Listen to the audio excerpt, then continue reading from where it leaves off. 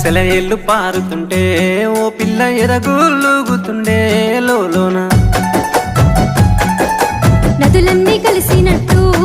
పిల్లగా నవ్వెంత బాగున్నది నీలోన